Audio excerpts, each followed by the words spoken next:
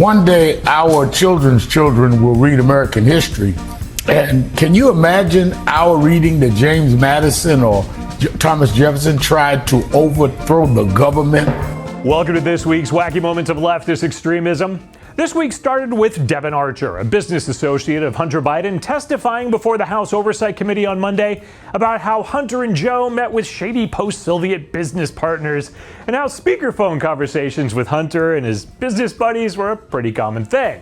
So naturally, the media was laser focused on this issue on Monday morning. Thank you for being with us this morning, and we'll begin the week with the latest on former President Donald Trump. Trump's. We heard from Trump. Donald Trump, Mr. Trump, Donald Trump's mouth. Trump advisors, Trump, the Trump situation, Trump, President Trump, Donald Trump, 4 more years, Trump, as it relates to Trump, Donald Trump, that's Donald Trump, Trump himself, and Trump isn't. Donald Trump. Yeah, Trump is. I'm Donald Trump. Hang on. So Donald Trump still had on Morning Joe. Still ahead here on Morning Joe. Donald Trump. Yeah, I guess nobody told them about Archer's testifying, Hunter's corruption, the laptop being real. Well, the good news is the next day, MSNBC's Morning Joe finally did get around to discussing some of the elements of Archer's testimony. Like, what were they about? What would then Vice President Biden say in these conversations? You know, walk us through what happened. Right. So let's put this in context. Beau Biden got very sick in early 2015. He died in the spring of 2015, which was right in the middle when Devon Archer had his business dealings with Hunter Biden. At that point, Joe Biden and Hunter Biden began to speak every day because they were both devastated by Beau's death. They spoke every day. The witness testified that over his 10-year relationship with Hunter Biden, there may be approximately 20 times when in one of those conversations, Hunter Biden would put his father at a dinner, not at a business meeting, at a dinner that he was having if he happened to get a hold of his father, and would ask his father to say hello to whoever was at the table. And that was essentially the extent of it. Yeah, that's the extent of it. I wonder what stage of the grieving process speakerphone conversations with foreign businessmen is. But anyway, Joe insists he never spoke with Hunter about his business dealings. And he's sure Hunter didn't get any money from China. My son has not made money in terms of this thing about, what are you talking about, China? Which, of course, he totally knows. There's complete lack of conversations he's had with Hunter about his business dealings. So you can see why CNN and MSNBC are completely uninterested in this topic and Archer's testimony. You know, because Hunter, well, he's totally less connected to Joe Biden than, say, Trump is to his children. We have no direct connection to Biden and anything unethical at this point. And so right now we're talking about Hunter Biden, who isn't in the administration. It's not like the Trump kids where they had these close business ties. It's not like that at all. That's why Hunter's business buddies posed for pictures and went golfing with the Bidens while Joe is vice president. Speakerphone calls with business partners, that's part of a grieving process. Hundreds of thousands of dollars that Hunter says he got from China never came from China because Joe says so. What are you talking about, China? So you can completely understand why the media was quick to move on to the latest Trump indictment this week. Let's go to CNN's law enforcement analyst. I had a long conversation with a friend of mine, Ryan Riley, and I told him how proud I felt to be an American at that moment.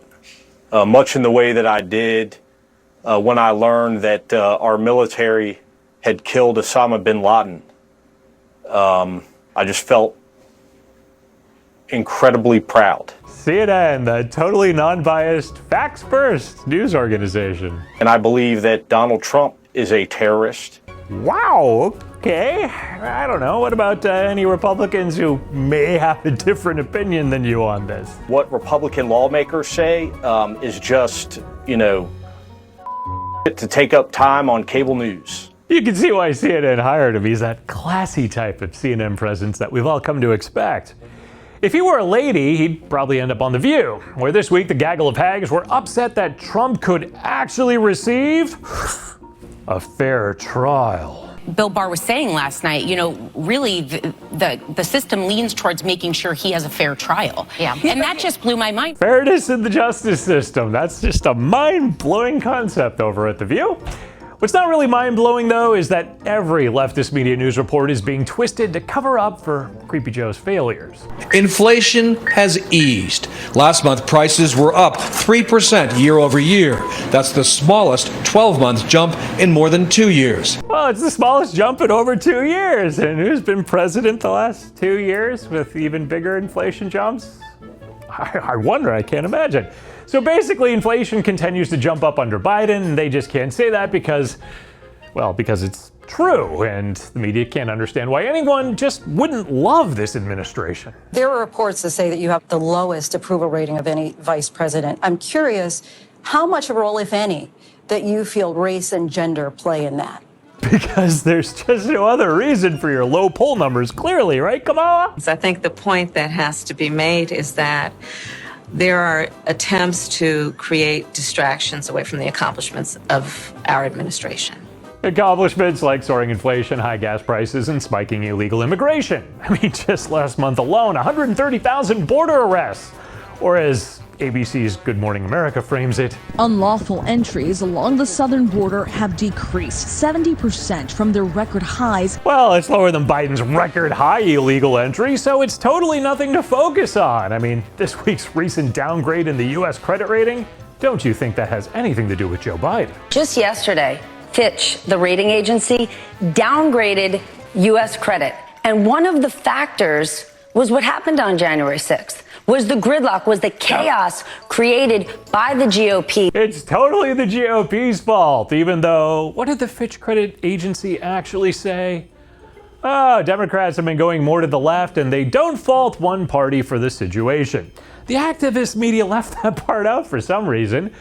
Probably because they were busy hyping COVID numbers and encouraging the return of masking.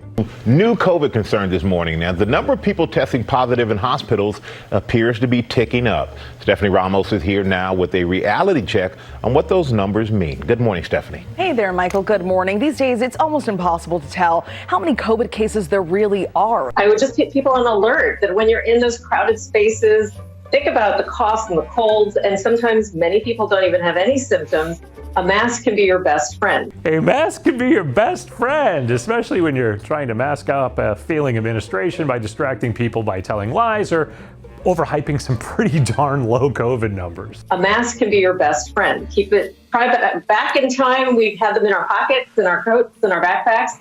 Time to bring them out again? Oh, no. The only reason you might want to keep a mask handy is to cover the mouth of Al Sharpton on MSNBC before you become afflicted from the stupidity he pushes forth. One day, our children's children will read American history. And can you imagine our reading that James Madison or Thomas Jefferson tried to overthrow the government? Yeah, imagine that, Al. It'd be downright revolutionary. Maybe shut your pie hole and pick up a history book sometime. I'm Eric Shiner from MRC-TV, asking you to pick up your keyboard, head over to the MRC homepage, and click on that donation button to keep videos like this one coming. Visit MRCTV.org for more videos, entertainment, and information. And please like, share, and subscribe to our videos where you're allowed to see them. Rumble is the only place that has all the MRC-TV video content. We'll return next week with another look at leftist media madness.